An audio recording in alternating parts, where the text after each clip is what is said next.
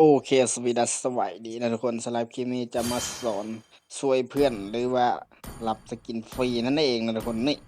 อ๋ออันนี้ก็ฟรีเหมือนกันนะทุกคนตัวนี้คือแม่นในการเข้ามาล็อกอินแล้วก็เล่นเกมแต่ละวันแล้วเขาก็สามารถมาแลกอยู่นี่เปิดกล่องรับสกินพวกนี้เลยมันจะแจกซุ่มนะทุกคนจะมี2 4 6 8 10สกินแบบให้ลุ้นนะโอเค เดี๋ยวคลิปนี้จะมาสอนวิธีรับสกินพวกนี้เนาะถ้าว่าเราบ่อยากได้ลาปูก็มาแลกอีพิกพวกนี้ได้นี่ทุกคนโอ้โฮนี่คือสามารถถ้าเรามีซ้ำแล้วเราก็จะได้ตัวนี้60นะทุกคนในคลิปนี้จะมาสอนวิธีรับนะทุกคนก่อนอื่นนะทุกคนสำหรับเพื่อนๆคนใดที่ว่าอยากช่วยอ้ายก็คือนี่เห็นบ่ลิงก์นะทุกคนเอ๊ยไม่ใช่ลิงก์โคด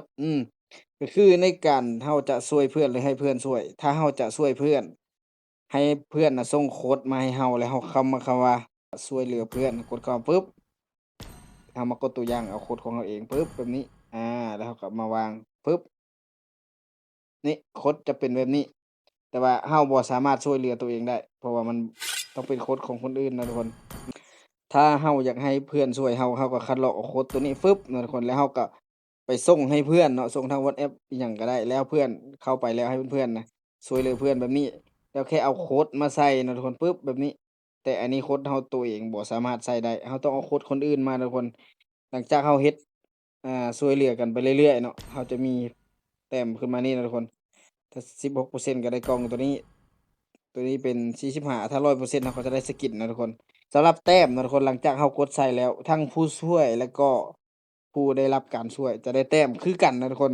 เราต้องช่วยเหลือกันหลายๆคนแฮ่งดีนะทุกคน เราต้องเอาโคดส่งให้หลายๆคนแล้วให้เพื่อนๆช่วยเราช่วยเพื่อนก็ได้แต้มคือกันเพื่อนช่วยเราก็ได้แต้มคือกันหลังจากแต้มมันขึ้นมาฮอด100%นี่เราก็สามารถเลือกรับได้อยู่นี่เลยว่าเราจะเอาสกินหยังนะทุกคนนี่จะสกินเราเลือกเอาเลยว่า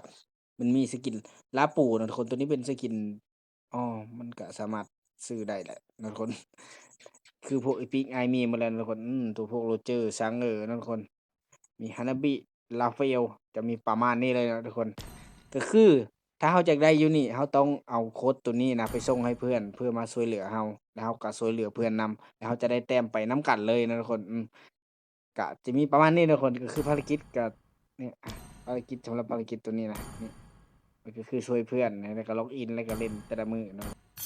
โอเคอย่าลืมกดติดตามช่องโอเคสบายดีนะทุกคนอันนี้เป็นช่องใหม่ของเราขอสัก2-3ไลก์ก็ยังดีเพราะมีกำลังใจเฮ็ดคลิปไปเรื่อยๆนะทุกคน